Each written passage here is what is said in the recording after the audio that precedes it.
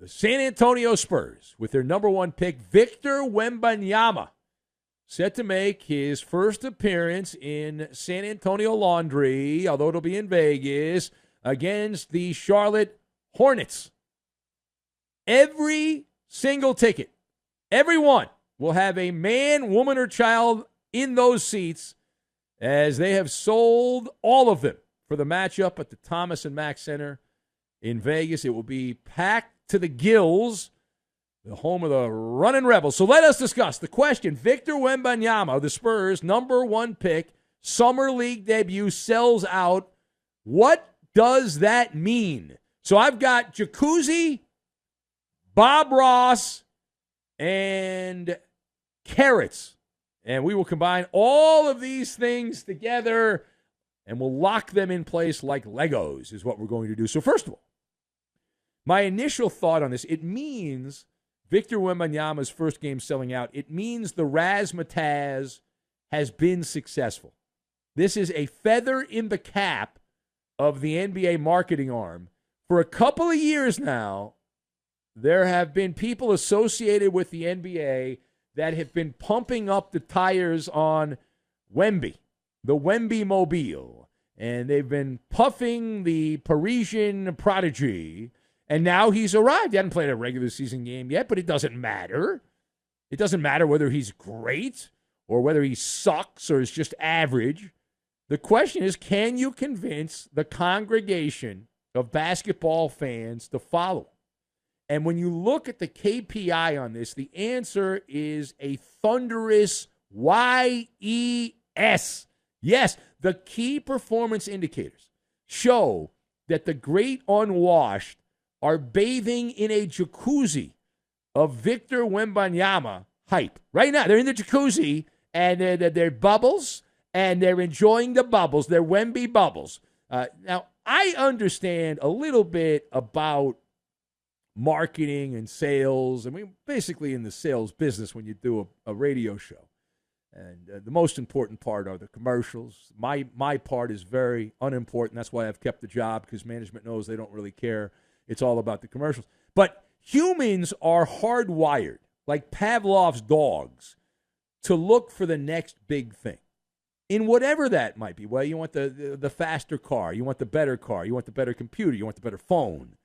You want, when you're dating, you want the better other significant other, right, until you lock one down. It's only going to empower the marketing weasels at Pro Bouncy Ball.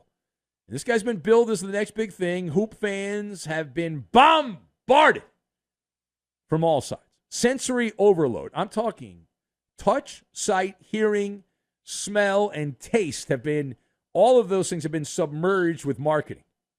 And now here's the return on investment. Now, it's not really a summer league game that matters. It's regular season ticket sales. It's also merchandise. It's television ratings. It's advertiser engagement. All of those things are what matters, and things are certainly promising at this point.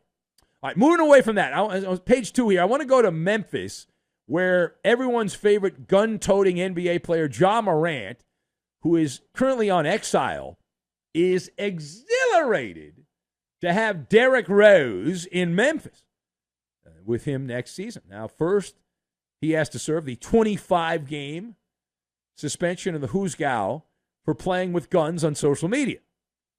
And ironically, it was a social media post by veteran guard Isaiah Thomas, not the Pistons Isaiah Thomas, the Celtics version of Isaiah Thomas.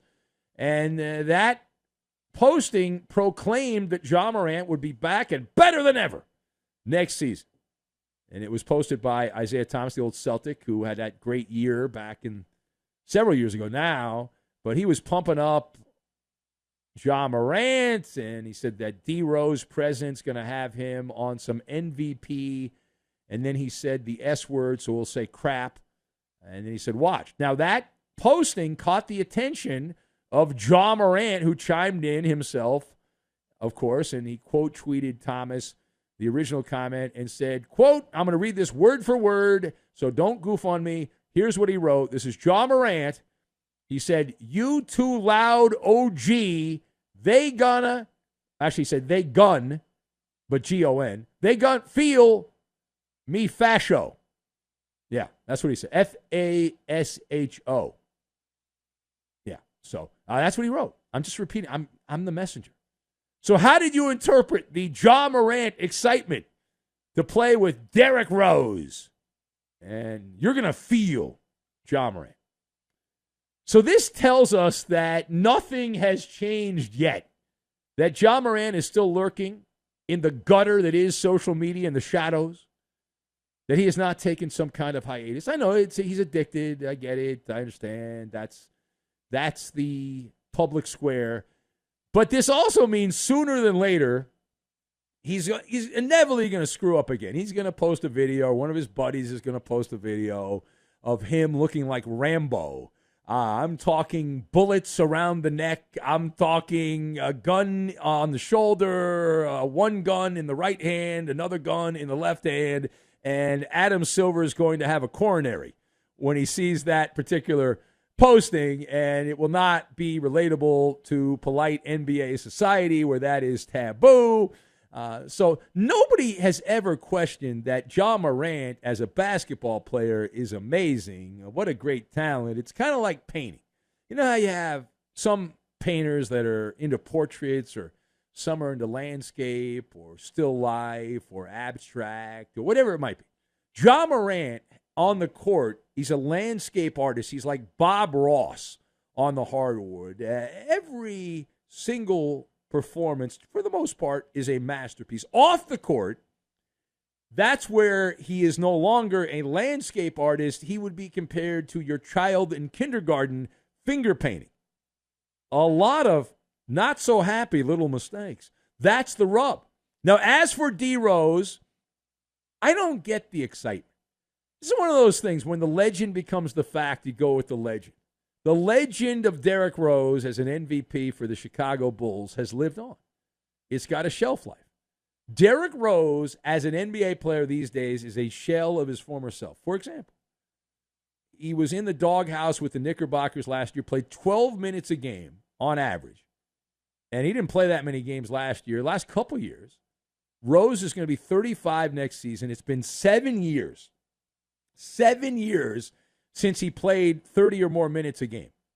He's a part-time player, and at this point, he's about a 15-minute-a-game guy. And he gets hurt a lot. I'd say the smart money is that Derrick Rose ends up injured prior to Ja Morant coming back. All right, final thought. So the NBA also leaked that, and we talked about this earlier if you were listening, the NBA leaked that this new Fugazi in-season tournament Final Four will take place December 7th and 9th in Lost Wages, Nevada, in Vegas, Sin City. And we are told that the statistics accumulated during every game in the tournament will count towards the regular season except for the championship game. Now, it is interesting to note that the NBA has an equally Fugazi play-in tournament where those stats don't count for the regular season and don't count for the postseason. They just kind of float in the twilight zone. So why is Las Vegas hosting the NBA's in-season tournament? Well, this is rather obvious. I don't think you need me to tell you. It is telegraphed. It's like carrots. It's an extra motivator. It's a carrot on a stick. It is incentive to motivate the players. Adam Silver knows that these guys don't give a rat's tuchus about regular season games. He's more aware than anyone because he supported them and their malfeasance.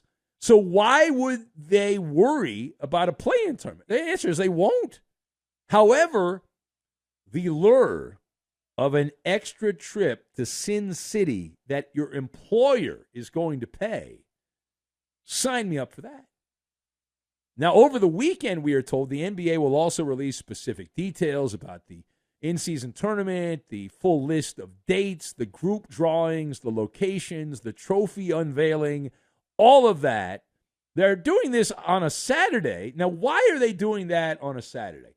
They're doing it on a Saturday because they know that very few people care about this. It's called a soft launch. It's like opening up a restaurant, saying you're going to open up the restaurant on Friday, but you actually open it up on Tuesday, and you open it up at like 2 o'clock in the afternoon, past the lunch hour rush. just so everyone gets on the same page. It's a soft launch.